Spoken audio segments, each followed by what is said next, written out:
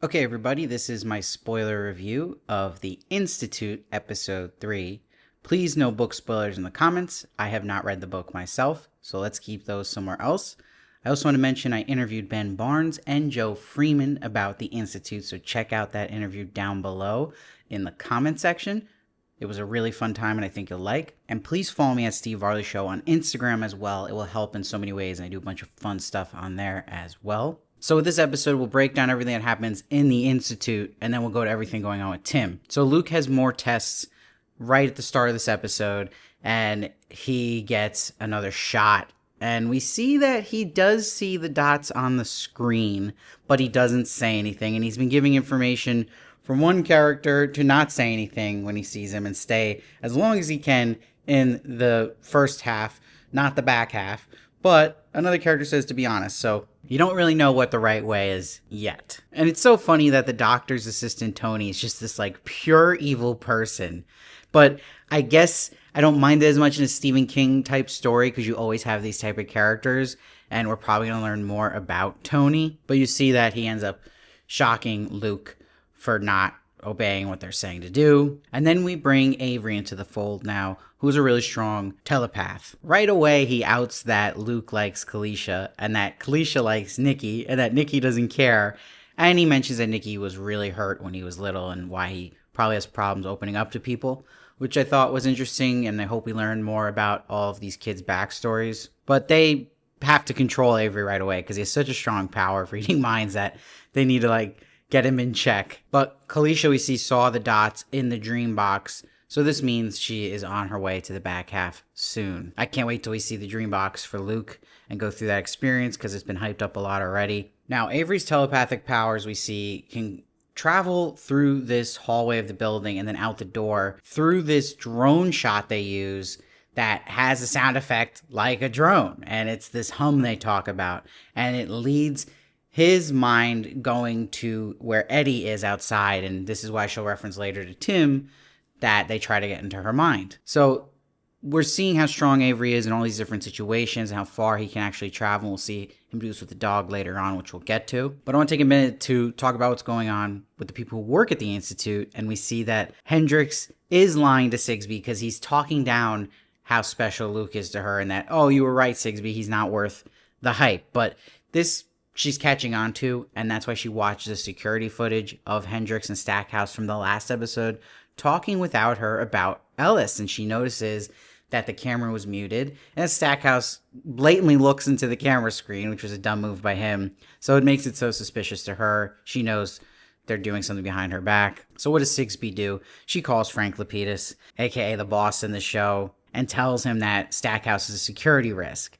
But he's like, it's all gossip without evidence, and that he's like, well, I don't do anything to you when Stackhouse gossips about you to me. And she's like, what? And this is all while she's pricking herself with a staple remover, so we know she does hurt herself. We saw her branding herself the last episode in her kitchen, so it's going to be interesting to learn more about Sigsby. That's what I'm hoping the show does, is we're only kind of getting the surface level of all these characters right now. I hope we kind of get into the weeds of them, and no pun intended with weeds. Now, the big goal that was set out in their plan for Luke and Nikki had about having someone who had strong telepathic abilities to read someone they could see, they can turn, Luke gets Avery to read the janitor Marie's mind. And Avery's like, she hates it here, but you can't trust her. She tells Sigsby things, which you'll literally see in this episode. She reports to Sigsby. But he says, and I know her big secret. What's so frustrating is they cut right there. And then we don't see later in the episode this big secret. So I'm on the edge of my seat like, what's the big secret? We literally see another scene with Avery and Luke, and it's still not brought up.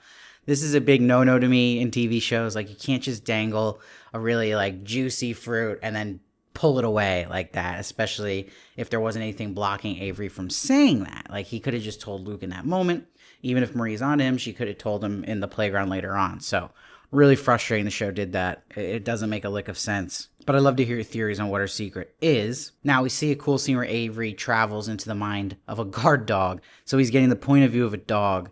That leads to him seeing this other playground and this rusty fence they might be able to get into. So they're setting up basically their escape plan. But it's interrupted by Kalisha coming out of a Dreambox session.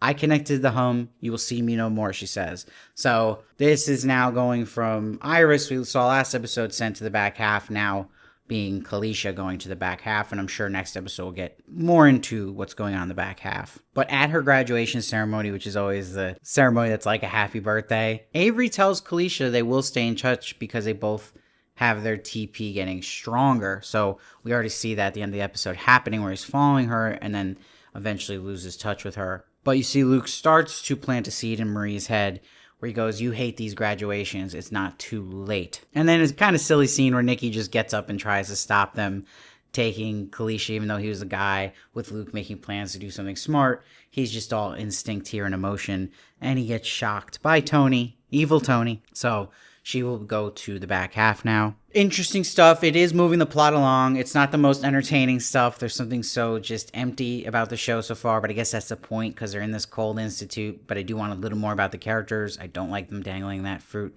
they had with the big thing Avery was talking about with Marie and the secret. And I just want to be a little more engaged than they're kind of giving us right now. But I'm still enjoying it. I'm fine with it on that side of things. So let's go to Tim. Now we see Tim doesn't care that Officer Drew will get all the glory for saving the gas station attendant when it was really him. And that's where Officer Wendy's like, well, what the hell? Like, why are you doing that? And he's like, I came here not to be involved. So we're going to learn more about Tim. We learned a lot already about Tim in his past and why he is so distant for things like this now. And I feel like he's a guy also who doesn't want to be in the spotlight after that incident with the kid and the shooting, that he just wants as far away from that and just wants to do his job. But he's very likable, and it's crazy seeing Ben Barnes play a character like that. Pretty cool. I keep waiting for him to turn. And then he goes and sees Crazy Annie, and she's doing hopscotch outside. And she says it keeps them from reading your mind.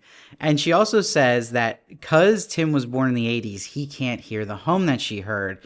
So it's some crazy explanation about why he can't. But then she says randomly that they made the pilot read the numbers wrong. And then she warns him about the Institute. She's like, keep your eyes open, all of them. I'm guessing she's talking about the mind's eye as the third eye, and that's why they both point to it. But that point is important about the plane and warning about that they made the pilot read the numbers wrong, because we're getting a hint to what the Institute's really doing here. Because Tim runs into Kate, the journalist, who we know is a spy for Stackhouse, at the pub. He sees on the TV that a North Dakota senator was found dead in a plane crash. So we're seeing what the Institute's up to, getting these kids these strong powers to do things they want them to do, and something like taking down a powerful senator. But this will spook Tim because of what Annie said, and that there was going to be this plane crash happening, and it happened. So it's a way to get him more curious about the Institute, and he asks Kate about it, and if it has to do with mind control, and she scoffs at that. But she asks him, who told you that? And he says, Annie. And he also mentions she gave him the plane warning, so this is why we'll see Annie at the end of the episode has clearly been murdered by the Institute, and they fake it as an OD, and that was coming from Kate, who told Stackhouse most likely. So that is the big cliffhanger there. I did like how it cut back and forth between that reveal and us losing Kalisha to the back half. I'm still very intrigued at what's going on. I just think the show could be more interesting in how they're presenting everything. It just feels a little dull. It feels a lot like From, because it's MGM Plus. You got some people from From working on it. It has that feeling where it's like, it's the mystery is cool. It's not all there though, but it's cool. Like, I'm into it. I'm into the long game here, but in the actual feeling of enjoyment watching the show, I'm waiting for it to kind of really grasp me. I don't know how to put my finger on that, but it just has that kind of feeling to it where I'm still enjoying it, but it could be a little better. Right now, I'm going to give this episode a 6.8. I think it can go up though in the next episodes, and I'm still really intrigued with what's going on, but there's just got to be more to week by week basis of what's happening in an episode. And it was short. It was only 40 minutes. So I think some of these scenes can be cut down a little to add more interesting scenes. Like, I don't think we even need to have that test scene run so long in the beginning of the episode. I feel like there was also information we already learned in the first episode overdone here again. We're like, we already knew that. Like, let's keep it going. And again, I just can't get over Avery teasing that big secret about Marie, and we didn't even hear it. Like, spit it out, So let me know, though, what you thought of this episode down below. Check out my interview with Ben Barnes, who plays Tim, and Joe Freeman, who plays Luke. I've interviewed them together. It's a really fun time. They're really awesome. I hope you like it. You can check out in the comments, and it'll be in this video as well. Please subscribe to my channel and check me out at Steve Varley Show on Instagram. I really need the followers there. It will really help. And I'll see you next time.